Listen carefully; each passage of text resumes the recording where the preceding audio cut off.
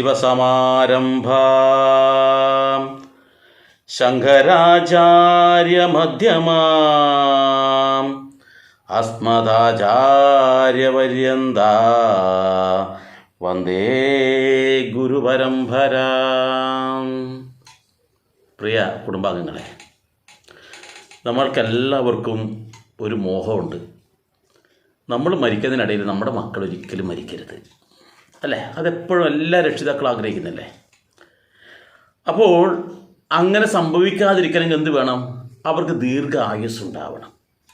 ദീർഘായുസ് എന്തൊക്കെ വേണം?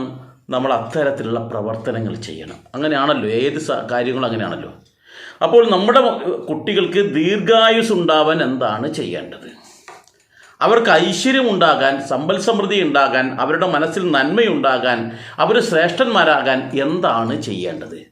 ഒന്നും ടെൻഷൻ അടിക്കാനില്ല. നമ്മൾ കാലാകാലങ്ങളായി അനുഷ്ഠിച്ചു വരുന്ന ഒരു ആചാരമുണ്ട്.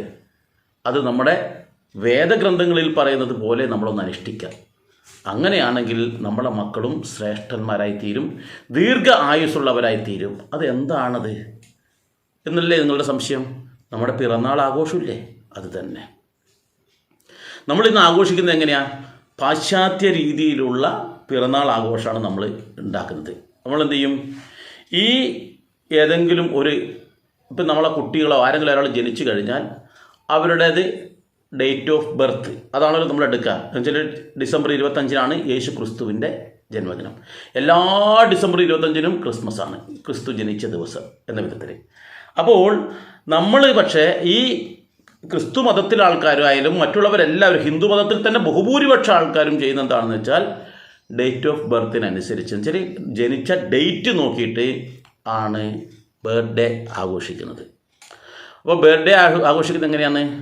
അവർ ആ ദിവസം ഒരു മെഴുകുതിരി കത്തിച്ച്, അത് കേക്കിൻ്റെ മുകളിൽ മെഴുകുതിരി വെച്ച് ഭക്ഷണത്തിൻ്റെ മുകളിലാണ് വെക്കുന്നത്. ആ ഭക്ഷണത്തിൻ്റെ മുകളിൽ മെഴുകുതിരി കത്തിച്ചതിന് ശേഷം അത് ഊതിക്കെടുത്തുന്നു. അത് ഊതിക്കെടുത്തിയിട്ട് നമ്മളെന്ത് ചെയ്യുന്നു അറിയോ? ഹാപ്പി ബർത്ത്ഡേ ടു യു ഇങ്ങനെ പാടുന്നു. അതിനുശേഷം മദ്യവും മയക്കുമരുന്നും ലഹരിയും അതുപോലെയുള്ള മത്സ്യവും മാംസവും ഒക്കെ കൂട്ടിക്കുഴച്ച് കൊണ്ടുള്ള ഗംഭീരമായിട്ടുള്ള ഭക്ഷണം, ആർത്ത് തിമിർത്ത് കൊണ്ടുള്ള ഡാൻസും പാട്ടും ഒക്കെയാണ് നമ്മുടെ ബർത്ത്ഡേ. പൊതുവേ നമ്മളെല്ലാവരും ചെയ്യുന്നത് ഒരുവിധം ചിലപ്പോൾ മദ്യങ്ങളും മയക്കുമരുന്നും കുറവായിരിക്കും, എന്നാലും മത്സ്യമാംസാദികളില്ലാത്ത ഒരു ബർത്ത്ഡേ ഉണ്ടാവില്ല എന്ന് തോന്നുന്നു.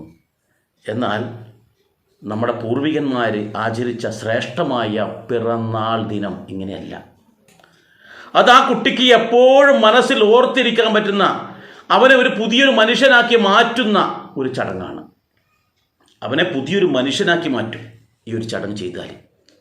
ഇത് കുട്ടികൾ മാത്രമല്ല, മുതിർന്ന ആൾക്കാർക്കും ഏവർക്കും ചെയ്യാവുന്നതാണ്. എല്ലാവരുടെയും പിറന്നാൾ ഈ തരത്തിലാണ് ആഘോഷിക്കേണ്ടത്. എങ്ങനെയാണെന്നല്ലേ?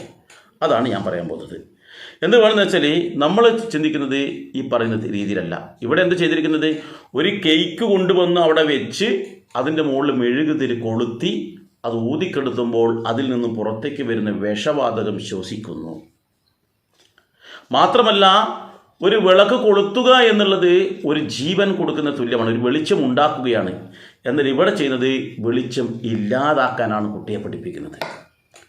വെളിച്ചം ദുഃഖമാണുണ്ണി, തമസല്ലോ സുഖപ്രദം എന്നുള്ളത് നടപ്പിലാക്കുകയാണ് ചെയ്യുന്നത്, അർത്ഥമറിയാത്ത വിധത്തിൽ. കാരണം മെഴുകുതിരി ഊതിക്കെടുത്തിട്ടാണ് അന്ധകാരം ഉണ്ടാക്കുന്നു. കുട്ടിക്ക് നശിപ്പിക്കുവാനുള്ള നാശത്തിൻ്റെ ഒരു ചിന്തയാണ് ഉണ്ടാക്കി കൊടുക്കുന്നത്. അതിന് പകരം നമ്മൾ ചെയ്യേണ്ടത് എങ്ങനെയാണെന്ന് വെച്ചാൽ, ആദ്യം വേണ്ടത് ഈ ജനിച്ച ഡേറ്റ് അവിടെ മാറ്റി വെക്കുക. ഡേറ്റിനല്ല പ്രാധാന്യം. നമ്മളെന്ത് ചെയ്യുന്നത്? പിറന്ന നാളാണ്. മറ്റവർ ഡേറ്റ് ഓഫ് ബർത്ത് ആഘോഷിക്കുമ്പോൾ നമ്മൾ ചെയ്യുന്നത് എന്താണ്? പിറന്ന നാൾ. ഈ പിറന്ന നാൾ എന്ന് പറഞ്ഞാൽ നമുക്ക് 27 നക്ഷത്രമുള്ളതായിട്ട് അറിയാം. അതിലേതെങ്കിലും ഒരു നക്ഷത്രമായിരിക്കും നമ്മുടേത്. അപ്പോൾ ആ നക്ഷത്രത്തിൻ്റെ അന്നാണ് നമ്മൾ പിറന്നത്. അപ്പോൾ ആ പിറന്ന ആ നാളിനാണ് നമ്മൾ പ്രാധാന്യം കൊടുത്തുകൊണ്ട് ചെയ്യുന്നത് എന്നർത്ഥം. അപ്പം പ്രാധാന്യം ജന്മനക്ഷത്രത്തിനാണ് എന്ന് മനസ്സിലാക്കുക. ഇനി ഇവിടെ ഒരു സംശയം പലർക്കും ഉണ്ടാകുന്നൊരു കാര്യമുണ്ട്. എന്താണെന്നറിയോ? ഒരു മാസത്തിൽ തന്നെ 2 നക്ഷത്രങ്ങൾ വരും. 27 നക്ഷത്രത്തിലുള്ളത് ഒരു മാസത്തിൽ 30-31 ദിവസം ഉണ്ടാകും. അപ്പോൾ ചിലപ്പോൾ ഈ 1-ാം തീയതി ആയിരിക്കും അശ്വതി നക്ഷത്രം വന്നിരിക്കട്ടെ. അപ്പോൾ 1-ാം തീയതി അശ്വതി നക്ഷത്രം വന്നു കഴിഞ്ഞാൽ 28-ാം തീയതി വീണ്ടും അതേ അശ്വതി നക്ഷത്രം വരും. ഇല്ലേ? 27 നക്ഷത്രമാണുള്ളത്. അപ്പോൾ ഒരു മാസത്തിൽ 2 നക്ഷത്രം വരും. അതുപോലെ ഭരണി നക്ഷത്രവും 2 വട്ടം വരും. കാർത്തിക നക്ഷത്രവും 2 വട്ടം വരും. കാരണം 30 തീയതി ഉണ്ടെങ്കിലും 31 ഉണ്ടെങ്കിലോ തൊട്ടടുത്ത നക്ഷത്രം കൂടി 2 തവണ വരും. ഇങ്ങനെ വരുമ്പോൾ നമ്മൾ ഏതാണ് പിറന്നാളിന് എടുക്കേണ്ടത് എന്നാണ് ചിന്തിക്കേണ്ടത്. യാതൊരു സംശയവും വേണ്ട. ഏറ്റവും പ്രധാനം എന്ന് വെച്ചാൽ നമ്മൾ പറയാറ് അതിന് 2ാമത്തെ നക്ഷത്രമാണ് എടുക്കുക എന്നുള്ളത്. ഇനി 2ാമത്തെ നക്ഷത്രം എടുക്കുമ്പോൾ ശ്രദ്ധിക്കണം. എന്തുകൊണ്ടെന്നാൽ ചിലപ്പോൾ ആ ജനിച്ച ഡേറ്റിൽ നിന്നും ഒരുപാട് അന്തരമുണ്ടെന്നിരിക്കട്ടെ ഈ പിറന്ന നാളിൻ്റെ നക്ഷത്രത്തിനെങ്കിൽ നമ്മൾ 1ാമത്തെ എടുക്കുന്നതിൽ തെറ്റില്ല. ഒരുപാട് അന്തരം ഉണ്ടെങ്കിൽ. ഇനി വേറെ കാര്യം വെച്ചാൽ ഇത് രണ്ടും പ്രാധാന്യത്തിൽ കൂടി മറ്റൊരു പ്രാധാന്യം നോക്കണം.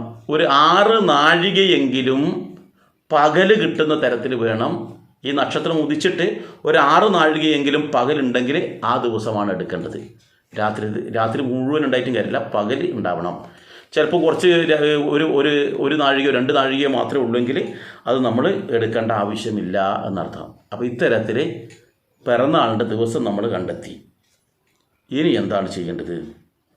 ഇനി ചെയ്യേണ്ടത് ഈ പിറന്നാൾ ആഘോഷിക്കുന്ന ആ കുട്ടിയാവട്ടെ, ചെറുപ്പക്കാരനാവട്ടെ, ചെറുപ്പക്കാരിയാവട്ടെ, ആരും ആവട്ടെ, ആദ്യം ചെയ്യേണ്ടതെന്ന് വെച്ചാൽ ഈ കുട്ടി പിറന്നാൾ ദിവസമാണ്. എല്ലാവരും ശ്രദ്ധിക്കണം. ഒരു ദിവസം എന്ന് പറഞ്ഞാൽ അവൻ്റെ ജീവിതത്തിൽ ഒരിക്കലും മറക്കാൻ പാടില്ലാത്തൊരു ദിവസമാണ്. ആ ദിവസം എന്ന് പറഞ്ഞാൽ അവനെപ്പോൾ സന്തോഷമുണ്ടാവണം. തുടർന്നുള്ള എല്ലാ ദിവസവും ആ സന്തോഷം നിലനിർത്തണേ അല്ലെങ്കിൽ നിലനിൽക്കണേ എന്നുള്ള പ്രാർത്ഥനയാണ് വേണ്ടത്. അപ്പോൾ ആ ദിവസം അവൻ ശ്രേഷ്ഠനായി കഴിഞ്ഞാൽ പിറ്റേത്തെ ദിവസവും അതുപോലെ ആകാൻ വേണ്ടി അവനെ പ്രേരിപ്പിക്കണം. മോനെ, ഇതുപോലെ നീ ദിവസവും, അല്ലെങ്കിൽ മോളെ നീ ഇതുപോലെ ആയിരിക്കണം ദിവസവും നിൻ്റെ ജീവിതം. അങ്ങനെയാണെങ്കിൽ നിനക്ക് ജീവിതത്തിൽ വളരെ വളരെ നല്ല ഉയരത്തിലെത്താൻ പറ്റും എന്നൊരു കാര്യം ആ കുട്ടിയെ ഓർമ്മിപ്പിച്ചുകൊണ്ട് വേണം ഒരു പ്രഭാതം ആരംഭിക്കുന്നു. കുട്ടിയെ പായയിൽ നിന്ന് തന്നെ ഉറങ്ങുന്നിടത്ത് നിന്ന് അച്ഛനും അമ്മയും, അല്ലെങ്കിൽ അച്ഛൻ സ്ഥലത്തില്ലെങ്കിൽ അമ്മ, അല്ലെങ്കിൽ മുതിർന്ന ആൾക്കാരുണ്ടെങ്കിൽ അവരൊക്കെ പോയിട്ട് ഈ കുട്ടിയെ മെല്ലെ തട്ടി വിളിക്കുക നല്ല സ്നേഹ സംഭാഷണം നടത്താം. അല്ലാതെ തെറിവാക്കോട് കൂടി എഴുന്നേക്കണം, എൻ്റെ പിറന്നാളല്ലേ ഇത്, ഇങ്ങനെ കിടന്നുറങ്ങാൻ വേണ്ടി നിന്നോട് ഇന്നലെ പറഞ്ഞല്ലേ, ഇത് പറയരുത്. പകരം സ്നേഹത്തോടു കൂടി സന്തോഷത്തോടു കൂടി അവനെ വിളിച്ചു നിർത്തും. മോനെ, എന്തേ ഇങ്ങനെ കിടക്കുന്നത്, എഴുന്നേൽക്കണ്ടേ, ഇന്ന് മോൻ്റെ പിറന്നാളാണ്. കാരണം ഇന്ന് ഒരുപാട് കാര്യങ്ങൾ ചെയ്യാനുണ്ട്, മോനും കൂടി ഉണ്ടെങ്കിലേ വളരെ ഭംഗിയായി നടത്താൻ പറ്റൂ, എഴുന്നേൽക്കുന്നില്ലേ എന്നൊക്കെ പറഞ്ഞ് സ്നേഹത്തോടെ എഴുന്നേൽപ്പിക്കുക. ഈ എഴുന്നേൽപ്പിക്കുന്ന ഇതല്ല കാരണം. എഴുന്നേൽപ്പിക്കാത്തതല്ല, അതിന് പിന്നീട് വേറൊരു തത്വമുണ്ട്. എന്നുവെച്ചാൽ ആ കുട്ടി ഉറക്കത്തിൽ നിന്നും ആദ്യം ഉണർന്നിട്ട് ആദ്യം കാണുന്നത് മാതാപിതാക്കളെ കണി കാണണം എന്നുള്ളതാണ്. ആ ദിവസം മാതാപിതാക്കളെ കണി കാണണം. ഇനിയുള്ള എല്ലാ ദിവസവും എൻ്റെ അച്ഛനെയും അമ്മയെയും എനിക്ക് കണി കാണാനുള്ള ഭാഗ്യമുണ്ടാക്കി തരണേ ഭഗവാനേ എന്നുള്ളൊരു പ്രാർത്ഥന ആ കുട്ടിയോട് പറഞ്ഞു കൊടുക്കണം. എന്താണ് അച്ഛനും അമ്മയ്ക്കുമുള്ള പ്രാധാന്യം? ഈ കുട്ടിക്ക് പിറന്നാൾ ആഘോഷിക്കാൻ കാരണക്കാരായിട്ടുള്ള മാതാപിതാക്കളായത്. ഈ അമ്മയുടെ വേദനയാണ്, ഈ അച്ഛൻ്റെ ത്യാഗമാണ് ഈ കുട്ടി. അപ്പോൾ അവരെയാണ് കണി കണ്ടത്. ആ കണി കണ്ടതിന് ശേഷം നേരെ കുട്ടിയെ കൂട്ടിയിട്ട് പറയുക, അച്ഛനും അമ്മേനും കണി കാണുക എന്നല്ല അവിടെ പ്രധാനം. അത് പറഞ്ഞു കൊടുത്ത ശേഷം നേരെ പൂജാമുറിയിലേക്കാണ് കുട്ടിയെ കൊണ്ടുപോയിട്ട് അവിടെ അപ്പോഴേക്ക് എന്ത് വേണം, അവിടെ പൂജാമുറിയിൽ നിലവിളക്ക് കൊളുത്തി വെച്ച് നല്ലൊരു കണി കാണുന്ന ഒരു ഭാവം ഉണ്ടാക്കി കൊടുക്കണം. ആ കുട്ടിയെ കൊണ്ടുപോയിട്ട് കണി കാണിക്കുക. കുട്ടിയുടെ പിറന്നാൾ ദിവസം മനോഹരമാക്കാൻ വേണ്ടി ശ്രേഷ്ഠമായ കണി കാണിക്കൽ ഒരു ചടങ്ങ് നമ്മുടെ ജീവിതത്തിൽ കൊണ്ടുവരണം. അങ്ങനെ ശ്രേഷ്ഠമായത് കണി കാണാൻ വേണ്ടിയിട്ട് ആ കുട്ടിക്ക് തുടർന്നുള്ള കാലങ്ങളിൽ തോന്നണം എന്നർത്ഥം. എന്നിട്ടോ പിന്നെ കുട്ടി കുളിക്കുക എന്നുള്ളതാണ്. കുളിക്കുന്നതിന് മുമ്പായിട്ട് പല്ല് തേപ്പ്, മലമൂത്ര വിസർജനം എല്ലാം കഴിഞ്ഞ് കുളിച്ച് ശുദ്ധമായ വസ്ത്രം ധരിക്കണം. അലക്കി തേച്ചതാവാം, പുതുവസ്ത്രം ഉണ്ടെങ്കിൽ അതാവാം. എല്ലാവർക്കും പുതുവസ്ത്രം ഉണ്ടാവണമെന്നില്ലല്ലോ, അതുകൊണ്ടാണ്. അതിനുശേഷം ആ പൂജാമുറിയിൽ വീണ്ടും പോകുക. പൂജാമുറിയിൽ പോയിട്ട് അവൻ അവിടെ ഇരുന്ന് അല്പനേരം പ്രാർത്ഥിക്കാൻ പറയുക. അവൻ്റെ കൂട്ടത്തിൽ മറ്റുള്ളവർക്കും ഇരിക്കാൻ പറ്റുമെങ്കിൽ ഉത്തമം. മറ്റുള്ളവർ, ഇപ്പം അമ്മയുണ്ട്, സഹോദരങ്ങളുണ്ട്, ആരാ ഉള്ളത്, ആ സഹോദരങ്ങൾ മാത്രമായാലും അച്ഛനും അമ്മയും എല്ലാവരും കൂടിയിട്ടായാലും വിഷയമില്ല. ആ പൂജാമുറിയിൽ ഇരുന്ന് കൊണ്ട് അവർ പ്രാർത്ഥിക്കുക. ഇനി കൊച്ചു കുട്ടികളാണ്, ചെറിയ കുട്ടികളാണ് ആ കുട്ടികളാണെങ്കിൽ അവരെന്ത് വേണം, ഈ അമ്മയുടെ മടിയിലിരുത്തിക്കൊണ്ട് പ്രാർത്ഥിക്കുക. എന്നിട്ടോ ആദ്യം ഗണപതി ഭഗവാനെയും പിന്നെ സരസ്വതി ദേവിയെയും പ്രാർത്ഥിക്കുക. എല്ലാ തടസ്സങ്ങളും ജീവിതത്തിൽ ഇനിയപ്പെടുന്ന അങ്ങോട്ടുള്ള എല്ലാ തടസ്സങ്ങളും ഇല്ലാതാക്കി തരണേ ഭഗവാനെ എന്നുള്ളൊരു പ്രാർത്ഥനയോടുകൂടി ഗണപതി ഭഗവാനെ പ്രാർത്ഥിക്കുക. ആ അമ്മയുടെ സാന്നിധ്യം എപ്പോഴും എൻ്റെ നാവിൻ തുമ്പിലുണ്ടായിട്ട് നല്ല നല്ല വാക്കുകൾ ഉച്ചരിച്ചുകൊണ്ട്, സ്നേഹത്തോടെയുള്ള വാക്കുകൾ ഉച്ചരിച്ചുകൊണ്ട് എല്ലാവരുടെയും ഹൃദയം കവരുവാനുള്ള, ഹൃദയത്തിൽ സ്ഥാനം ഉറപ്പിക്കുവാനുള്ള കഴിവുണ്ടാക്കി തരണേ, നല്ലതുപോലെ അറിവുണ്ടാക്കി തരണേ എന്നുള്ള പ്രാർത്ഥനയോട് സരസ്വതി ദേവിയെ പ്രാർത്ഥിക്കുക. പിന്നെ കുടുംബ ദേവതയെ പ്രാർത്ഥിക്കുക. അങ്ങനെ നല്ലപോലെ പ്രാർത്ഥിച്ചതിന് ശേഷം എന്തെങ്കിലും പുണ്യഗ്രന്ഥങ്ങളുണ്ടെങ്കിൽ പാരായണം ചെയ്യുക. ഇത് കുട്ടികൾ മാത്രമല്ല എല്ലാവർക്കും ഉള്ളതാണ്. രാമായണം, മഹാഭാരതം, ഭാഗവതം ഇങ്ങനെയുള്ള ഏത് ഗ്രന്ഥം വേണമെങ്കിലും നമുക്ക് ആ അവസരത്തിൽ പാരായണം ചെയ്യാം എന്നർത്ഥം. അങ്ങനെ ഇതെല്ലാം കഴിഞ്ഞ ശേഷം പിന്നെ എന്താണ്, നേരെ ക്ഷേത്രത്തിലേക്ക് പോവുക എന്നുള്ള ചടങ്ങാണ്. നിർബന്ധമായിട്ടും പിറന്നാൾ ദിവസം ക്ഷേത്രത്തിൽ പോകണം. അങ്ങനെ ക്ഷേത്രത്തിലേക്ക് എത്തിക്കഴിഞ്ഞാൽ അവിടെ നമ്മൾക്ക് ശ്രേഷ്ഠമായ എന്തെങ്കിലും വഴിപാട് കഴിക്കുന്നുണ്ട് ഉത്തമം. ഈ ക്ഷേത്രത്തിൽ പോകുമ്പോൾ പറ്റുമെങ്കിൽ കുറച്ച് പൂക്കൾ കൊണ്ടുപോയാൽ നല്ലതാണ്. അവിടെ എത്തിക്കഴിഞ്ഞാൽ ഒരു പുഷ്പാഞ്ജലിയോ അല്ലെങ്കിൽ പറ്റുമെങ്കിൽ ഒരു മൃത്യുഞ്ജയ ഹോമമോ ഒരു ത്രിമധുരമോ അങ്ങനെ എന്തെങ്കിലും നല്ല നല്ല 1-2 വഴിപാടുകൾ ഈ പിറന്നാളുകാരൻ്റെ അല്ലെങ്കിൽ പിറന്നാളുകാരിയുടെ പേരിൽ കഴിച്ചാൽ അതും വളരെ നല്ല കാര്യമാണ്. ഈ ക്ഷേത്ര ദർശനം നടത്തുമ്പം വളരെ കൃത്യമായി ശ്രദ്ധിക്കേണ്ടത് അന്നേ ദിവസം ഇതൊക്കെ രാവിലെയാണ് ചെയ്യുന്നത്, അല്ലാണ്ട് ഉച്ചയാകുമ്പോഴല്ല. അതിരാവിലെ എഴുന്നേൽക്കണം. സരസ്വതി യാമത്തിലെങ്കിലും അവർക്ക് എഴുന്നേൽക്കാൻ പറ്റണം. ബ്രഹ്മമുഹൂർത്തത്തിൻ്റെ ഒരു അവസാന ഭാഗമാണ് സരസ്വതി യാമം. ഉദയത്തിന് 48 മിനിറ്റ് മുമ്പുള്ള സമയം. ആ സമയത്തെങ്കിലും ഇവർ എഴുന്നേൽക്കണം. പിറന്നാൾ ദിവസം നിർബന്ധമാണ്. ബാക്കി എല്ലാ ദിവസവും നമ്മൾ കന്യാകുമാരിയിൽ കയ്യും വെച്ചിട്ട് എസ് ആകൃതിയിലോ യു ആകൃതിയിലോ കിടക്കുന്നുണ്ടാവാം. പക്ഷെ അതല്ല, ഈ ദിവസം അത്രയും പ്രാധാന്യത്തോടെ എന്നിട്ട് നേരെ നമ്മൾ കുടുംബക്ഷേത്രം തൊഴണം. കുടുംബക്ഷേത്രം എന്ന് പറഞ്ഞാൽ നമ്മുടെ കുടുംബത്തിലുള്ള നമ്മുടെ ബന്ധുജനങ്ങളായ ആൾക്കാർ, കഴകക്കാരോ അല്ലെങ്കിൽ പിന്നെ ഊരാളന്മാരോ ഒക്കെ ആയിട്ടുള്ള ക്ഷേത്രം ഉണ്ടാവും. അതാണ് കുടുംബക്ഷേത്രം. പ്രധാനമായിട്ട് നമ്മുടെ കുടുംബത്തിൻ്റെ ദേവതയാണ് അവിടെയുള്ളത്. അപ്പോൾ അവിടെ നമ്മൾ പ്രാർത്ഥിക്കുക. അതുപോലെ ദേശക്ഷേത്രത്തിൽ പോവുക, ഗ്രാമക്ഷേത്രത്തിൽ പോവുക, ഒരു മഹാക്ഷേത്രത്തിലും പോവുക പറ്റുമെങ്കിൽ. ഇതെല്ലാം നമുക്ക് ചെയ്യാൻ പറ്റുന്നതാണ്. അപ്പോൾ ഈ കാര്യങ്ങൾ ചെയ്തു കഴിഞ്ഞാൽ നമ്മുടെ പുറത്തുള്ള എല്ലാ കാര്യങ്ങളും ഏകദേശം ഓക്കെ. ഇനി നമ്മുടെ പിറന്നാളിന് നമ്മൾ ഒരുപാട് ആൾക്കാരെ ചിലപ്പോൾ ക്ഷണിച്ചിട്ടുണ്ടാവും. ബന്ധുജനങ്ങളെ ക്ഷണിച്ചിട്ടുണ്ടാവും, സുഹൃജനങ്ങളെ ക്ഷണിച്ചിട്ടുണ്ടാവും, അയൽവാസികളെ ക്ഷണിച്ചിട്ടുണ്ടാവും, പലരും ഉണ്ടാവുമല്ലോ. അപ്പോൾ ആഘോഷമായി നടത്താം. പക്ഷേ ഇത് നേരത്തെ പറയും പോലെ മദ്യവും മയക്കുമരുന്നും കൊണ്ടല്ല, ആത്മീയതയുടെ ഭൗതികമായി സന്തോഷമുണ്ടാക്കുന്ന തരത്തിലുള്ള ഒരു ആഘോഷമാണ് നമ്മൾ ചെയ്യേണ്ടത്. അപ്പോൾ ഇവിടെ നമ്മൾ ചെയ്യേണ്ടതെന്ന് വെച്ചാൽ ഈ വ്യക്തി ഇപ്പം ചെറുപ്പക്കാരനാവാം, കുട്ടികളാവാം, ആരും ആവട്ടെ, ഇവർ ഈ അവസരത്തിൽ പ്രധാനമായിട്ടും ഈ പിറന്നാൾ ദിവസം വെളിയിലായാലും ഉള്ളിലായാലും എവിടെയായാലും അവർ ചെയ്യേണ്ടതെന്ന് വെച്ചാൽ ദാനധർമാദികൾ നടത്താൻ തയ്യാറാവണം. ഒരാൾക്കെങ്കിലും ദാനം കൊടുക്കുന്ന ഒരു സമ്പ്രദായം ഉണ്ടാവണം. ഈ ദാനം കൊടുക്കുന്നതോടുകൂടി നമ്മുടെ പാപഫലം കുറയാണ് ചെയ്യുന്നത്. അപ്പോൾ ദാനം നമ്മൾ കൊടുക്കുക. അതുപോലെ പല പുണ്യപ്രവൃത്തികൾ, എന്തെങ്കിലും തരത്തിലുള്ള പുണ്യപ്രവൃത്തികൾ നമ്മൾ ചെയ്യാൻ വേണ്ടി നോക്കണം. മറ്റുള്ളവർക്ക് ഉപദ്രവമാകാത്ത വിധത്തിൽ മറ്റുള്ളവർക്ക് ഉപകാരമാവുന്ന ഏതെങ്കിലും പ്രവർത്തനം നമ്മൾ ചെയ്യാൻ വേണ്ടി ശ്രമിക്കുക. അതുപോലെ സേവനം നമ്മൾ ചെയ്യുക. ഏതെങ്കിലും തരത്തിൽ സമൂഹത്തിന് വേണ്ടുന്ന സേവനം, അല്ലെങ്കിൽ ഏതെങ്കിലും വ്യക്തിക്കാണെങ്കിൽ ആ വ്യക്തിക്ക് വേണ്ടുന്ന സേവനങ്ങൾ, അല്ലെങ്കിൽ സഹജീവികൾക്ക് വേണ്ടുന്ന സേവനങ്ങൾ ചെയ്യുക. അതോടൊപ്പം കാരുണ്യ പ്രവർത്തനവും ചെയ്യുക. ഇതൊക്കെ ഒരു പിറന്നാളുകാരൻ അന്നത്തെ ദിവസം ചെയ്യുകയാണെങ്കിൽ അവൻ്റെ ജീവിതത്തിൽ അന്നത്തെ പുണ്യഫലങ്ങൾ എത്രയാണെന്നറിയോ? ഈ ചെയ്യുമ്പോഴൊക്കെ നമുക്ക് പുണ്യങ്ങളാണ് വന്നുകൊണ്ടിരിക്കുന്നത്. അപ്പോൾ ഈ പുണ്യഫലങ്ങൾ നമ്മളിലേക്ക് വരും. തുടർന്നുള്ള ദിവസം നമുക്കൊരു പ്രചോദനമാണ്. ഇന്നലെ ഞാൻ അത് അങ്ങനെ ചെയ്തിട്ടുണ്ട്, ഇന്നും എനിക്ക് അങ്ങനെ ചെയ്യണമെന്നൊരു തോന്നൽ ആ കുട്ടിക്കുണ്ടാകും. ആ കുട്ടിക്ക് കൃത്യമായിട്ട് പറഞ്ഞു കൊടുക്കണം, എന്തിനാണ് ദാനധർമ്മങ്ങൾ ചെയ്യുന്നത്, എന്തിനാണ് പുണ്യപ്രവർത്തികൾ ചെയ്യുന്നത്, എന്തിനാണ് സേവനങ്ങൾ ചെയ്യുന്നത്, എന്തിനാണ് കാരുണ്യങ്ങൾ ചെയ്യുന്നത് എന്നുള്ളത് നമ്മൾ പറഞ്ഞ് മനസ്സിലാക്കി കൊടുത്ത് ആ കുട്ടിയിൽ നന്മയുടെ വിത്ത് പാകാൻ ഈ ഒരു ദിവസം നമ്മൾ ഉപയോഗിക്കണം എന്നർത്ഥം. ഇത് കഴിഞ്ഞാലോ പിന്നെ പല കാര്യങ്ങളുണ്ടെന്നറിയാം. ഒരു കാരണവശാലും പിറന്നാളുകാരൻ പിറന്നാൾ ദിവസം ചെയ്യാൻ പാടില്ലാത്ത കുറച്ച് കാര്യങ്ങൾ. ഒന്ന്, അന്നത്തെ ദിവസം കുളിക്കാൻ വേണ്ടി പറഞ്ഞില്ലേ പുലർച്ചെ, എണ്ണ തേച്ച് കുളിക്കരുത്. പിറന്നാളുകാരൻ കുളിക്കരുത്. ശരിക്കും പിറന്നാളുകാരൻ്റെ അച്ഛനും അമ്മയും അത്തരത്തിൽ എണ്ണ തേച്ച് കുളിക്കരുത്. കുളിച്ചോളൂ, എണ്ണ തേച്ച് കുളിക്കരുത് എന്ന് പറയുന്നു. അതുപോലെ തന്നെ അവർ അന്നത്തെ ദിവസം മുടി മുറിക്കരുത്. കാരണം എന്താ, ഇതൊക്കെ ഇനി മുന്നേ മുറിക്കേണ്ടത്, അന്നത്തെ ദിവസമല്ല ഇത് ചെയ്യേണ്ടത്. അന്ന് പുണ്യപ്രവൃത്തി ചെയ്യുമ്പം ബാർബർ ഷോപ്പിൽ പോയിട്ടല്ല ചെയ്യേണ്ടത്. പുണ്യപ്രവൃത്തി എത്തിച്ചാൽ നമ്മുടെ ക്ഷൗരങ്ങൾ, നമ്മുടെ വിസർജ്യം ഒഴിവാക്കേണ്ട ദിവസമല്ല അന്ന്. അതൊക്കെ ചെയ്തിട്ട് നമ്മൾ പിറന്നാളിനെ വരവേൽക്കാൻ വേണ്ടി മുൻകൂട്ടി തയ്യാറാവേണ്ട ആൾക്കാരാണ്. അതുകൊണ്ട് മുടി മുറിക്കുക, നഖം വെട്ടുക തുടങ്ങിയ കാര്യങ്ങൾ അന്ന് ചെയ്യരുത്. പിന്നെയോ ഒരു കാരണവശാലും മരം വെട്ടുക, വിറക് കീറുക, അതുപോലെ തൂമ്പയെടുത്ത് കിളക്കുക, ഇതും ചെയ്യാൻ പാടില്ല. ഇതെന്തുകൊണ്ടാണ്? ഇത് പിറന്നാൾ ദിവസമാണ്. നമ്മൾ ഈ ഒരു കാര്യം ചെയ്തു കഴിഞ്ഞാൽ എന്തെങ്കിലും കാരണവശാൽ മരം വെട്ടുകയോ മറ്റൊന്ന് വെച്ചാൽ ഒരു അപകടം പറ്റി, തൂമ്പയെടുത്ത് കിളക്കുമ്പോൾ എന്തെങ്കിലും ഉളുക്കോ പിടിക്കോ അല്ലെങ്കിൽ എന്തെങ്കിലും കല്ല് തെറിച്ചിട്ടോ എന്തെങ്കിലും തരത്തിലൊരു അപകടം പറ്റി, അന്ന് നമുക്ക് ദുരിതം. ഇനി ജീവിതത്തിൽ ഒരിക്കലും പിറന്നാൾ ആഘോഷിക്കാൻ നമ്മൾ തയ്യാറാവില്ല. അതുകൊണ്ട് അങ്ങനെയുള്ള കാര്യങ്ങൾ ചെയ്യരുത്. ദൂര സ്ഥലത്തേക്ക് യാത്ര ചെയ്യരുത്. കാരണം വെച്ചാൽ അത് വീട്ടിലെ ആൾക്ക് വേവലാതെ ഇന്നത്തെ ദിവസം എൻ്റെ മോനെ എവിടെയാണ് പോയത് ഭഗവാനെ, ഇന്ന് എന്തെങ്കിലും പറ്റിയോ? കാരണം എന്തെങ്കിലും തരത്തിലൊരു അപകടം പറ്റിക്കഴിഞ്ഞാൽ അതൊരു ബുദ്ധിമുട്ടാവും. അന്ന് കുടുംബത്തോടൊപ്പം സന്തോഷിക്കുവാനുള്ളതാണ്, ഈശ്വര പ്രാർത്ഥനയിൽ മുഴുകേണ്ടതാണ്. അല്ലെങ്കിൽ കുടുംബത്തോടൊപ്പം മാത്രമേ അവർ യാത്ര ചെയ്യാവൂ എന്നർത്ഥം. സാഹസികമായിട്ട് ഒരു പ്രവർത്തനത്തിൽ ഏർപ്പെടരുത്. സാഹസികമായ പ്രവർത്തനത്തിൽ ഏർപ്പെട്ട് കഴിഞ്ഞാൽ അത് അവർക്ക് ഏതെങ്കിലും തരത്തിൽ ശാരീരികമായിട്ട് ദോഷമുണ്ടാക്കും എന്നുള്ളത് കൊണ്ടാണ് അത് പാടില്ല എന്ന് പറയുന്നത്. അതുപോലെ എച്ചിൽ കഴിക്കരുത് ഒരാളുടെ.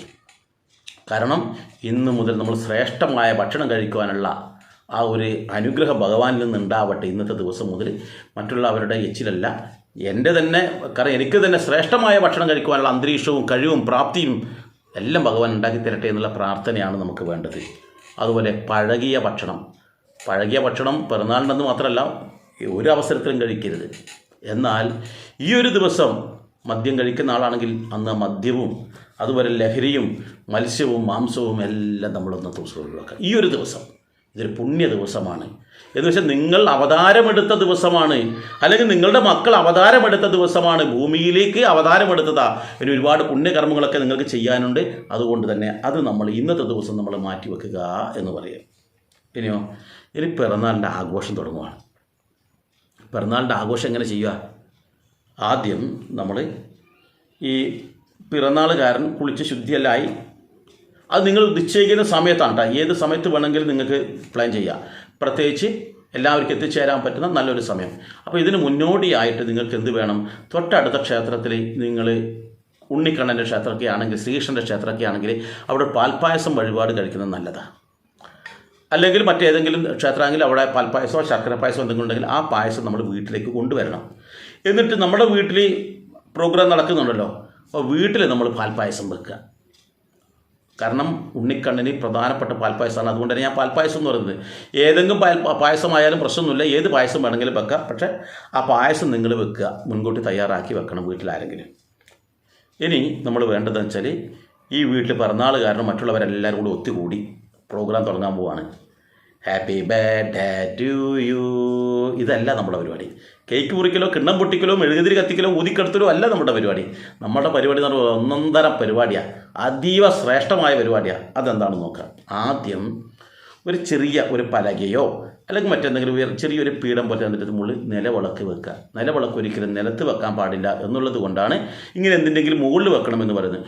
ഒന്നുമില്ലെങ്കിൽ ഒരു തുണി വിരിച്ചിട്ടോ അല്ലെങ്കിൽ ഒരു പേപ്പർ ഇട്ടിട്ടോ ഒരു വാഴയില ഇട്ടിട്ടോ അതിൻ്റെ മുകളിൽ നിലവിളക്ക് കൊളുത്തുക. എന്നിട്ട് ഇതിൽ എണ്ണ ഒഴിച്ചിട്ട് തിരി ഇടേണ്ടത് ആരാണെന്ന് അറിയോ?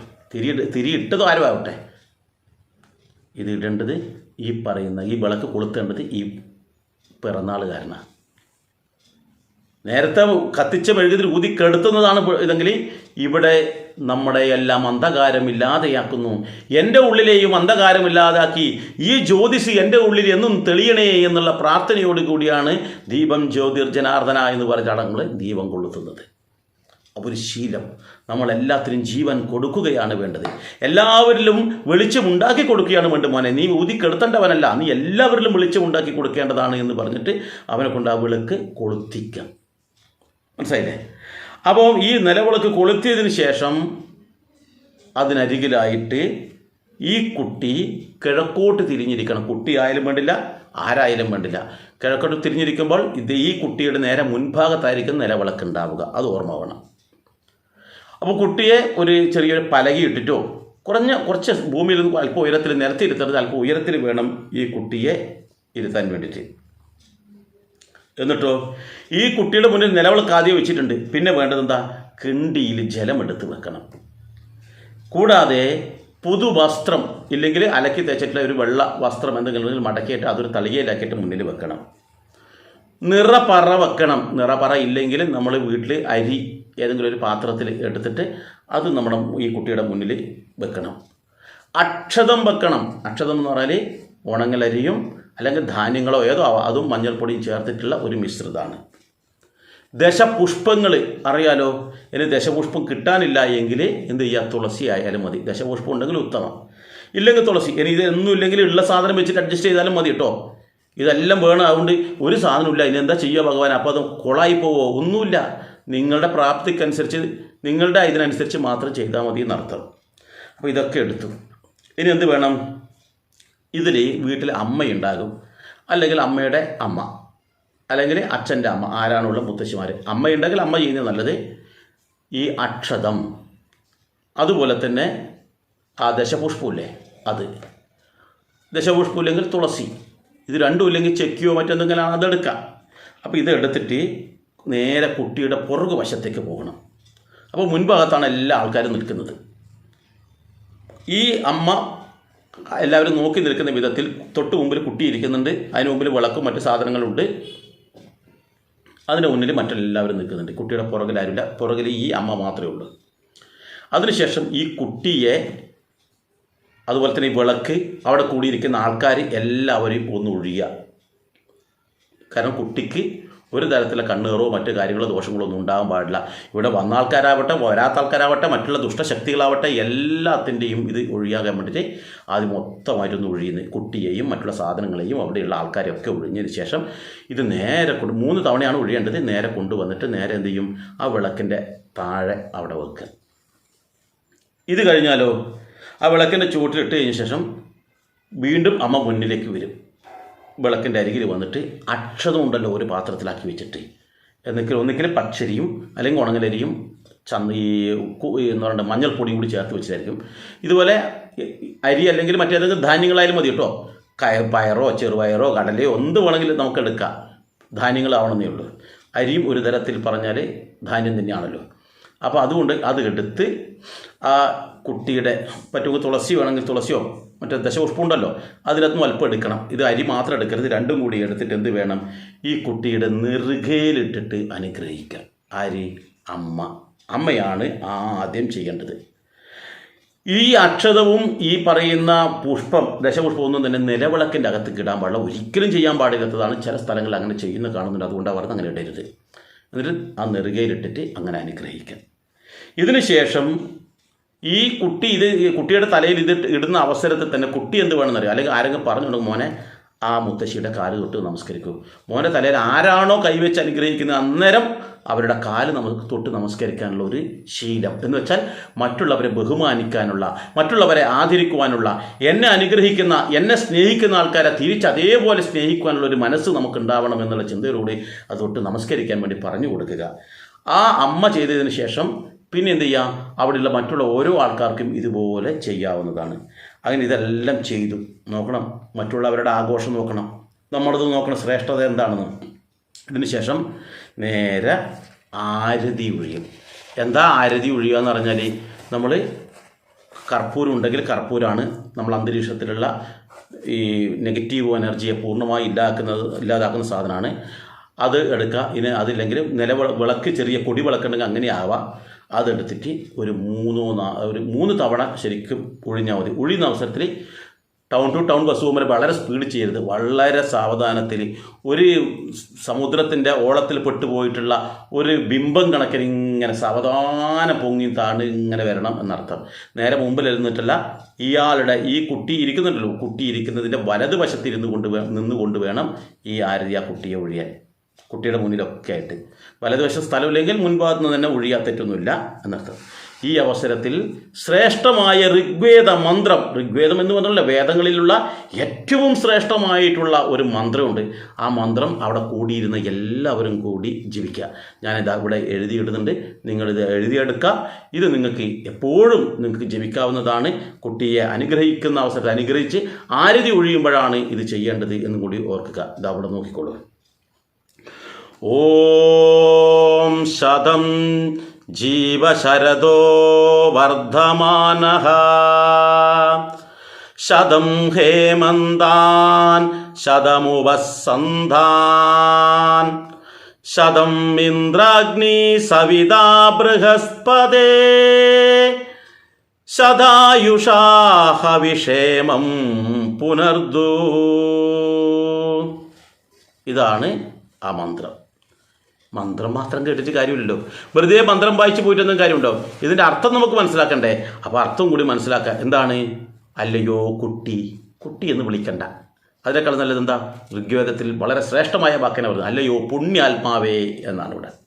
അല്ലയോ, കാരണം ഈ കുട്ടിയിലുള്ളത് പുണ്യമായിട്ടുള്ള ആത്മാവാണ്, ശ്രേഷ്ഠമായിട്ടുള്ള ആത്മാവാണ്, ഭഗവാന്റെ അവതാരം തന്നെയാണ്. അതുകൊണ്ട് ഹേ പുണ്യാത്മാവേ, നീ സർവ ഐശ്വര്യത്തോടെ 100 വസന്തകാലങ്ങളും 100 ഹേമന്തകാലങ്ങളും കടന്ന് 100 വർഷം ജീവിക്കാൻ ഇടവരട്ടെ. ആരാ പറയുന്നത്? അവിടെ കൂടിയിരിക്കുന്ന മുഴുവൻ ആൾക്കാർ ഈ മന്ത്രം ജപിക്കുമ്പോൾ ആ മന്ത്രത്തിൻ്റെ അർത്ഥമാണ് ഇത്. അപ്പോൾ 100 വർഷം ഇവിടെ ജീവിക്കാൻ ഇടവരട്ടെ എന്ന് പറയുന്നു. എന്നിട്ടോ എല്ലാം അറിയുന്ന, എല്ലാ ഇടവും നിറഞ്ഞു നിൽക്കുന്ന, എല്ലാ അറിവുകളുടെയും ഉറവിടമായിട്ടുള്ള ആരാ? സർവേശ്വര, അല്ലെങ്കിൽ പരമ്പൊരുളെ, ഈ പുണ്യാത്മാവിന് എല്ലാ അറിവുകളും, ആത്മീയവും ഭൗതികവുമായിട്ടുള്ള എല്ലാ അറിവുകളും പകർന്നു നൽകി 100 വർഷക്കാലത്തോളം ജീവിക്കുവാൻ അനുഗ്രഹിക്കണേ എന്നാണ് ഈ ശ്ലോകത്തിൻ്റെ അർത്ഥം. ഈ ശ്ലോകം എല്ലാവരും ഒന്നിച്ച് ചൊല്ലുമ്പോൾ അതിൽ ഭയങ്കര ശക്തിയാണ്. കൂട്ടപ്രാർത്ഥനയ്ക്ക് എന്താ ശക്തി എന്നറിയാലോ? പലരും കൂട്ടപ്രാർത്ഥനയിൽ പല അത്ഭുതങ്ങൾ പോലും നടന്നിട്ടുണ്ട്. ഇന്ന് നമ്മൾക്കിടയിൽ കൂട്ടപ്രാർത്ഥനയില്ല. ഇന്ന് ഏറ്റവും കൂടുതൽ ക്രിസ്ത്യൻസിൻ്റെ ഇടയിൽ ബന്ധക്രോസിനും അതുപോലെ തന്നെ യഹോവ സാക്ഷികളൊക്കെ കൂട്ടപ്രാർത്ഥനയാണ്. മാത്രമല്ല ക്രിസ്ത്യൻ കുടുംബത്തിൽ പോലും അവർ കൂട്ടമായിരുന്നിട്ട് എല്ലാ ദിവസവും പ്രാർത്ഥന നടത്താറുണ്ട്. നമ്മളാണ് ഇപ്പം, പണ്ട് നമ്മൾക്കേ ഉണ്ടായിരുന്നുള്ളൂ. അപ്പോൾ ഈ കൂട്ടപ്രാർത്ഥനയിലൂടെ ഉണ്ടാകുന്ന എനർജി ഈ കുട്ടിക്ക് വളരെയേറെ ഗുണം ചെയ്യും എന്നർത്ഥം. ഈ പ്രാർത്ഥന ഓരോ പല ആൾക്കാരാണ് ഇതിൽ, പല ആൾക്കാരുടെയും പ്രാർത്ഥന എന്ന് പറഞ്ഞാൽ വളരെ ശ്രേഷ്ഠമായിരിക്കും. പ്രാർത്ഥനയ്ക്ക് അത്ര കണ്ട് ഫലമുണ്ട്. അവരുടെ പ്രാർത്ഥന കൊണ്ട് തന്നെ ഈ കുട്ടിക്ക് ദീർഘായുസ് ഉണ്ടാവും, കുട്ടിക്ക് നല്ല അറിവുണ്ടാവും, കുട്ടിക്ക് നല്ല കഴിവുണ്ടാവും. ഭൗതികവും അതുപോലെ തന്നെ ആത്മീയവുമായിട്ടുള്ള നല്ല അറിവുകൾ ആ കുട്ടിക്ക് ലഭിക്കും. അങ്ങനെ നമ്മുടെ കുട്ടി ശ്രേഷ്ഠമായ നിലയിലേക്ക് എത്തിച്ചേരും.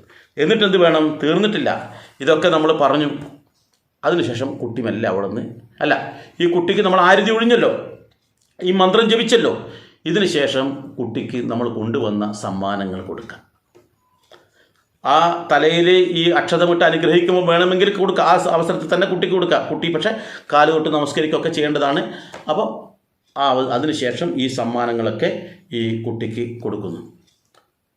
ഈ സമ്മാനങ്ങൾ കൊടുക്കുന്ന അവസരം കുട്ടിക്ക് കൊടുക്കുമ്പോൾ തന്നെ ഈ ആരതി ഒഴിഞ്ഞ് അതെല്ലാം കഴിഞ്ഞ ശേഷം കുട്ടിക്ക് മധുരം കൊടുക്കണം. ഇതെല്ലാം കഴിഞ്ഞു. എന്താണ്? നേരത്തെ തയ്യാറാക്കി വെച്ച പാൽപ്പായസമുണ്ട്, അതുപോലെ തന്നെ ക്ഷേത്രത്തിൽ നിന്ന് കൊണ്ടുവന്ന പായസം ഉണ്ടാവും. ക്ഷേത്രത്തിൽ നിന്ന് കൊണ്ടുവന്നതും പാൽപ്പായസമാണ്, വീട്ടിലുണ്ടാക്കിയതും പാൽപ്പായസമാണെങ്കിൽ അത് രണ്ടും കൂടി മിക്സ് ചെയ്യുക. കാരണം ഇതെല്ലാം തന്നെ ക്ഷേത്രത്തിൽ ഭഗവാനെ നിവേദിച്ച പായസത്തിന് തുല്യമായി.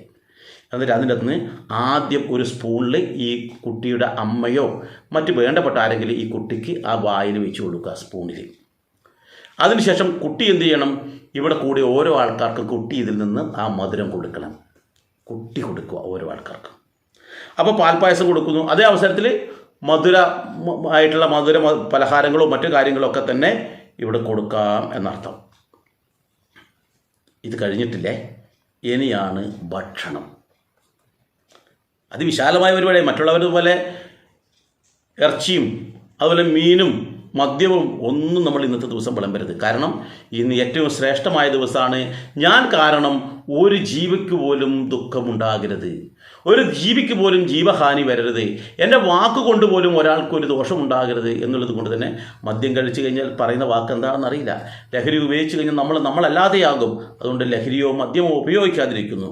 അതോടൊപ്പം നമ്മൾക്ക് വേണ്ടി നമ്മുടെ വീട്ടിലേക്ക് കൊണ്ട് കോഴിയെയും ആടിനെയും പോത്തിനെയും അതുപോലെ തന്നെ മറ്റു പലതിനെയും മത്സ്യത്തിനെയും ഒക്കെ കൊന്നിട്ട് വിളമ്പുമ്പോൾ അത് നമുക്ക് വേണ്ടി നമ്മുടെ ഇതിനു വേണ്ടി ഒരു ജീവൻ ഹാനി കൊടുത്ത് ഒന്നിൻ്റെ ദുഃഖം കണ്ടുകൊണ്ടാണ് ചെയ്യുന്നത്. അപ്പോൾ ആ ദിവസം നമ്മളതെല്ലാം മാറ്റി വെച്ചിട്ട് ശ്രേഷ്ഠമായ ഭക്ഷണമാണ് നമ്മൾ അന്നത്തെ ദിവസം വിളമ്പേണ്ടത്. അപ്പം ഈ ഭക്ഷണം വിളമ്പുമ്പോഴും ഉണ്ട് അതിൻ്റെതായ പ്രത്യേകത. എന്താണെന്ന് വെച്ചാൽ ആ ഭക്ഷണത്തിന് ഇരിക്കണമല്ലോ ആദ്യം കഴിക്കാൻ വേണ്ടിയിട്ട്. ഈ ഭക്ഷണം കഴിക്കാൻ ഇരിക്കുന്ന അവസരത്തിൽ ഈ പിറന്നാളുകാരൻ ആദ്യം ഇരിക്കണം. പിറന്നാളുകാരൻ ഇരിക്കുമ്പോൾ പിറന്നാളുകാരൻ്റെ ഇടതുഭാഗത്തും വലതുഭാഗത്തും ഓരോ ആൾക്കാരിയ്ക്കണം. അപ്പം ഈ പിറന്നാളുകാരൻ്റെ ഇടതുഭാഗത്ത് ഒരാൾ നമ്മുടെ വീട്ടിലെ ആളല്ല, പുറമേയുള്ള അല്ലെങ്കിൽ ചിലപ്പോൾ ചില ആളുടെ എല്ലാവരുടെയും വീട്ടിലുള്ള ഒരു ആളുണ്ട്, അവരാണ് ഇരിക്കേണ്ടത്. ആരാ? സാക്ഷാൽ ഗണപതി ഭഗവാൻ. ഗണപതി ഭഗവാന്റെ വലത് കൈയുടെ ഭാഗത്താണ് ഈ കുട്ടി ഇരിക്കേണ്ടതെന്ന് അർത്ഥം. എന്ന് വെച്ചാൽ ഈ കുട്ടിക്ക് മുന്നിൽ ഇല വെച്ച് കഴിഞ്ഞാൽ അതിന് നേരെ ഇടതുഭാഗത്ത് ആരുണ്ടാവണം? ഗണപതി ഭഗവാനെ സങ്കല്പിച്ചും കൊണ്ടൊരു വിളക്ക് കൊളുത്തി വെച്ച് അവിടെ നമ്മളൊരു ഇലയിടണം. അവിടെ ആരും ഇരിക്കുന്നില്ല, പക്ഷേ കുട്ടിയോട് പറയണം, മോനെ എപ്പോഴും നിന്നോടൊന്നിച്ച് ആരുണ്ട്? ഗണപതി ഭഗവാനുണ്ട്. അതുകൊണ്ട് തന്നെ നിൻ്റെ എല്ലാ തടസ്സങ്ങളും ഇല്ലാതെയാക്കും. അപ്പോൾ നീ അവിടെ ആ സങ്കല്പത്തിൽ വേണം ഇതാക്കാൻ വേണ്ടിയിട്ട് എന്ന വിധത്തിൽ ആ ഇലയിട്ടിട്ട് അവർക്ക് ആ ഗണപതിക്ക് ഇലയിട്ടു, ഈ കുട്ടിക്ക് വേണ്ടി ഇലയിട്ടു. അതിനുശേഷം തൊട്ടിപ്പുറം കുട്ടിക്ക് വേണ്ടപ്പെട്ട ആരെങ്കിലും ഒരാളെ ഇരുത്തുക. ഇനി വേറെയും കുറേ ആൾക്ക് കുട്ടികളൊക്കെ ഒരുപാട് കുട്ടികൾ വന്നിട്ടുണ്ടെങ്കിൽ അവരൊക്കെ ഇരുത്താം. പക്ഷേ ആദ്യം കുട്ടികളെ ആദ്യം ചെയ്യേണ്ടതെന്ന് വെച്ചാൽ ഈ ഗണപതിയുടെ മുന്നിലിട്ട ഇലയിലേക്ക് വേണം ആദ്യത്തെ ഭക്ഷണം വിളമ്പാൻ. ആദ്യം ഗണപതി കുളമ്പി. അപ്പം ഗണപതി കുളമ്പി ആ ഗണപതിക്ക് വിളമ്പേണ്ടതാരാ? ഈ കുട്ടിയാണ് വിളമ്പേണ്ടത്. പിഞ്ചു കുട്ടിയാണെങ്കിൽ ആ അമ്മ ആ കുട്ടിയെ കൊണ്ട് കൈ പിടിപ്പിച്ചിട്ട് ഇങ്ങനെ വിളമ്പിയാൽ മതി ഒരു തവണ. അതിനുശേഷം കുട്ടിയെ അവിടെ ഇരുത്തുക. പിന്നീട് ഓരോ ഇലകളിലേക്ക് മാറി മാറി വിളമ്പുക. എന്ത് വിളമ്പും? നിർബന്ധമായിട്ടും വേണ്ടുന്ന 4 കൂട്ടം കറികളെക്കുറിച്ച് പറയുന്നുണ്ട്. അത് നമ്മൾ നിർബന്ധമായിട്ടും വേണം എന്നർത്ഥം. എന്താണ് ആ 4 കൂട്ടം കറികൾ?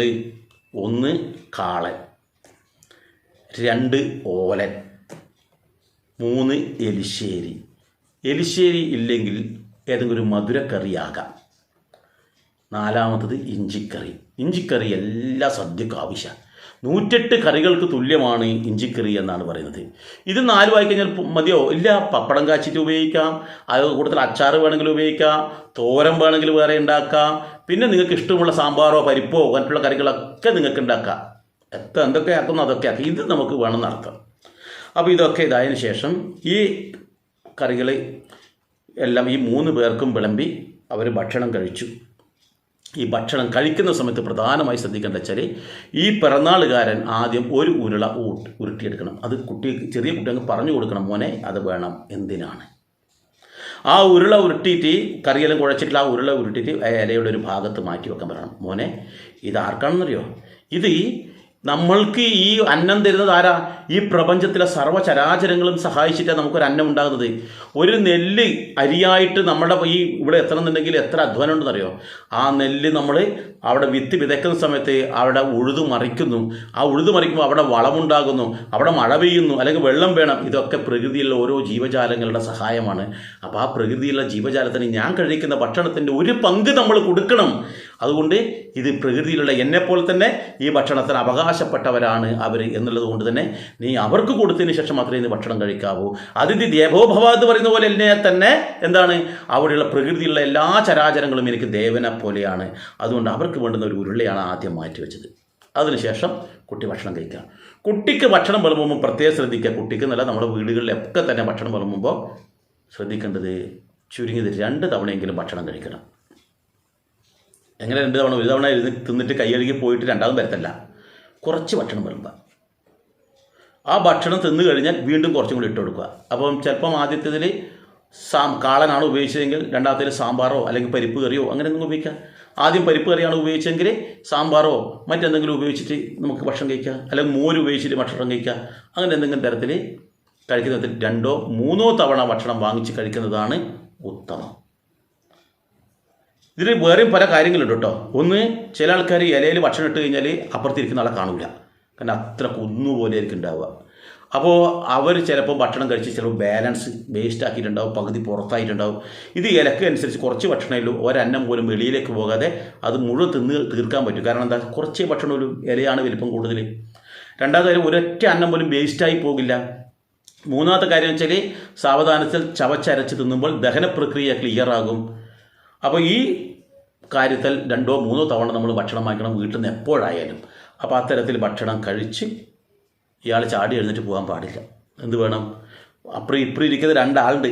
ഒന്ന് ഗണപതി ഭഗവാനാണ്, ഒന്ന് ഇപ്പുറത്തിലാണ്.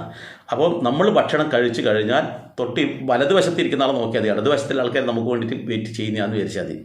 അപ്പോൾ വലതുപക്ഷത്തിലുള്ള ആൾക്കാർ ഭക്ഷണം കഴിച്ചു എന്നിരിക്കട്ടെ, ആദ്യം നമ്മൾ എഴുന്നേൽക്കും, പിന്നെ മറ്റുള്ളവരും എഴുന്നേൽക്കും, കൈ കഴുകുന്നു. ഇതിനുശേഷം അവിടെ വന്ന ആൾക്കാർക്കെല്ലാം ഭക്ഷണം കൊടുക്കണ്ടേ? ആ ഭക്ഷണം വിളമ്പുന്ന അവസരത്തിൽ ഈ കുട്ടിക്ക് കഴിയുന്നത് എന്താണോ, ഇനി പപ്പടമാണ് കൊടുക്കാൻ പറ്റുന്നത്, ഇല്ല വെള്ളമാണ് കൊടുക്കുക, എന്തെങ്കിലും ഒന്ന് ഈ കുട്ടിയെ കൊണ്ട് വിളമ്പിക്കണം. കാരണം ആ വിളമ്പാനും കൊടുക്കാനുമുള്ള ദാനശീലം അവനുണ്ടാവണം, അല്ലെങ്കിൽ അവർക്കുണ്ടാവണം. ഇപ്പോഴേ മറ്റുള്ളവരെ സൽക്കരിക്കുവാനുള്ള, അവരെ സ്നേഹിക്കുവാനുള്ള ഒരു മനസ്സുണ്ടാവണം. എങ്ങനെയാണ്, ഏത് തരത്തിലാണ് വേണ്ടത് മറ്റുള്ളവർക്ക് കൊടുക്കുവാനുള്ള ഒരു സന്മനസ്സ്, അത് ഈ ഒരു പ്രായത്തിൽ ഉണ്ടാക്കിയെടുക്കണം. അതുകൊണ്ടാണ് അവരെ കൊണ്ട് തന്നെ വിളമ്പിക്കണം എന്ന് പറയാൻ കാരണം. അപ്പോൾ ഈ എഴുന്നേൽക്കുമ്പോൾ ഒരു കാര്യം വിട്ടുപോയിട്ടുണ്ട്. എന്താണെന്നറിയാം? ഭക്ഷണം കഴിച്ചു, അതിലൊരു ഉരുള ഉരുട്ടി വെച്ചിട്ടില്ലേ, അതെന്താ ചെയ്യേണ്ടത്? അത് നമ്മൾ എടുത്തിട്ട് വെളിയിൽ കൊണ്ടുപോയിട്ട് അവിടെ നമ്മൾ പക്ഷി മൃഗാദികളുണ്ടാവാം, അല്ലെങ്കിൽ പൂച്ചയുണ്ടാവാം, പട്ടിയുണ്ടാവാം, അല്ലെങ്കിൽ ഏതെങ്കിലും പ്രാണികളോ എന്തെങ്കിലും ഉണ്ടാവാം, അവർക്ക് വേണ്ടി നമ്മൾ ഏതെങ്കിലും സ്ഥലത്ത് നല്ലൊരു സ്ഥലത്ത് വെക്കുക.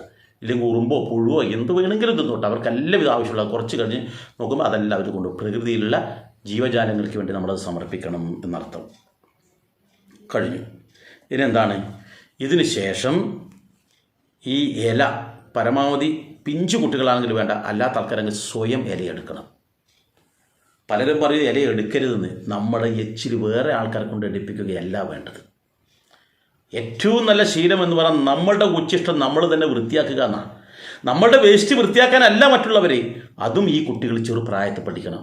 അതുകൊണ്ട് അവരുടെ ഇലയെടുത്തിട്ട് നിശ്ചിത സ്ഥലത്ത് കൊണ്ടുപോയി നിക്ഷേപിക്കാൻ പറയണം. നല്ല ശീലമുണ്ടാവണം, നല്ല വാക്കുകളുണ്ടാവണം, നല്ല വിധത്തിൽ ജീവിക്കാൻ പഠിക്കണം. അതാണ് ഈ പിറന്നാൾ ആഘോഷത്തിൻ്റെ ഏറ്റവും പ്രധാനമായിട്ടുള്ള കാര്യം. ഇതെല്ലാം കഴിഞ്ഞ ശേഷം ആൾക്കാർക്ക് അതിൽ അർഹതയുള്ള ആർക്കെങ്കിലും എന്തെങ്കിലും തരത്തിലുള്ള ഒരു ദാനം കൂടി കൊടുക്കാൻ ഈ കുട്ടിയെ കൊണ്ട് ചെയ്യിക്കണം. അങ്ങനെ ചെയ്യുന്ന അവസരത്തിൽ അത് നല്ലൊരു പരിസമാപ്തിയായി, വന്നവർക്കെല്ലാം സന്തോഷമായി, ഈ കുട്ടിക്കും സന്തോഷമായി, ജീവിതകാലം മുഴുവൻ അവന് ഓർത്തിരിക്കാൻ പറ്റുന്ന വിധത്തിൽ, എല്ലാവരുടെയും ഹൃദയത്തിൽ സ്ഥാനം പിടിക്കുന്ന തരത്തിൽ, എല്ലാവർക്കും ഇഷ്ടപ്പെട്ട വിധത്തിൽ ഒരു നല്ലൊരു പിറന്നാൾ ആഘോഷം. അവൻ്റെ ആയുസ് വർദ്ധിക്കും. ഓരോ ആൾക്കാരുടെ നാവിൻ തുമ്പിൽ ആ പിറന്നാളിൻ്റെ ആഘോഷം, ആ കുട്ടിയെക്കുറിച്ച് വർണ്ണിക്കാനും അവൻ്റെ സ്നേഹപ്രകടനങ്ങളും അവൻ്റെ പ്രവൃത്തിയും എല്ലാ ദിവസവും നിറഞ്ഞു നിൽക്കട്ടെ എന്ന് നമ്മൾ പ്രാർത്ഥിക്കും. അതുപോലെ തന്നെ എല്ലാവരും അതുപോലെ ചെയ്യുകയും ചെയ്യും. അങ്ങനെ ആ കുട്ടി ജനഹൃദയങ്ങളിൽ എന്നും മരിക്കാത്ത ഓർമ്മയായി കൂടുതൽ കൂടുതൽ നാവിൻ തുമ്പിലൂടെ ഓരോ സ്ഥലത്തേക്ക് എത്തും. മാത്രമല്ല അവൻ്റെ ശീലം നന്നാവും. അപ്പോൾ ഇവരുടെയൊക്കെ പ്രാർത്ഥനയുള്ളത് കൊണ്ട് തന്നെ അവൻ 100 വർഷമല്ല 500 വർഷം വരെ ജീവിക്കട്ടെ എന്നും നമുക്ക് പ്രാർത്ഥിക്കാം. ഏതായാലും ഈ ഒരു വീഡിയോ നിങ്ങൾക്ക് ഇഷ്ടപ്പെട്ടെങ്കിൽ നിങ്ങൾ മറ്റുള്ളവർക്ക് എത്രയും പെട്ടെന്ന് അയച്ചു കൊടുക്കുക. അതുപോലെ ഇതുപോലെ നിരവധി നല്ല നല്ല പ്രഭാഷണം നിങ്ങൾക്ക് കേൾക്കാൻ താല്പര്യമുണ്ടെങ്കിൽ ഈ വീഡിയോ ഇതുവരെ നിങ്ങൾ സബ്സ്ക്രൈബ് ചെയ്തിട്ടില്ല എങ്കിൽ എത്രയും പെട്ടെന്ന് സബ്സ്ക്രൈബ് ചെയ്യുക. എന്തിനാ? ഇങ്ങനെ സബ്സ്ക്രൈബ് ചെയ്താൽ മാത്രമേ അടുത്ത ഞാൻ ഇടുന്ന വീഡിയോ നിങ്ങൾക്ക് പെട്ടെന്നൊരു മെസ്സേജായിട്ട് കിട്ടൂ. ആരും ഷെയർ ചെയ്ത് തരാതെ തന്നെ നിങ്ങളുടെ മൊബൈലിലേക്ക് വരുക, ഇങ്ങനൊരു വീഡിയോ വന്നിട്ടുണ്ട് ഉടനെ കാണൂ എന്ന് പറഞ്ഞിട്ട്. അപ്പോൾ അങ്ങനെ വരണമെന്നുണ്ടെങ്കിൽ നിങ്ങൾ എന്ത് ചെയ്യണം? ഈ വീഡിയോയുടെ തൊട്ട് താഴെ സബ്സ്ക്രൈബ് എന്ന് എഴുതിയിട്ടുണ്ടോ? മുമ്പ് ചെയ്ത ആൾക്കാർ ചെയ്യരുത്. ആ ഇംഗ്ലീഷിൽ എഴുതിയ സബ്സ്ക്രൈബ് എന്ന് പറഞ്ഞത് തൊട്ട് കൊടുക്കുക. തൊടുമ്പോൾ ഉടനെ അവിടെ ഒരു മണിയുടെ ചിത്രം വരും, അത് തൊടുക മതി. പിന്നെ ഇവിടെ ഇടുന്ന എല്ലാ വീഡിയോയും നിങ്ങൾക്ക് വരും. മറ്റൊരു കാര്യം കൂടി പറയട്ടെ, ഈ വീഡിയോയെക്കുറിച്ച് നിങ്ങൾക്ക് എന്തെങ്കിലും അഭിപ്രായം ഉണ്ടെങ്കിൽ, സംശയങ്ങളോ അഭിപ്രായങ്ങളോ ഉണ്ടെങ്കിൽ ഇതാ തൊട്ട് താഴെ കമൻറ്റ് എന്ന് ഇതാ ഇംഗ്ലീഷിൽ എഴുതിയിട്ട് അവിടെ തൊട്ട് കൊടുക്കുക. അപ്പോൾ അവിടെ എഴുതാനുള്ളൊരു സ്ഥലം വരും, അവിടെ നിങ്ങൾ എഴുതുക, ഇവിടെ പോസ്റ്റ് ചെയ്യുക.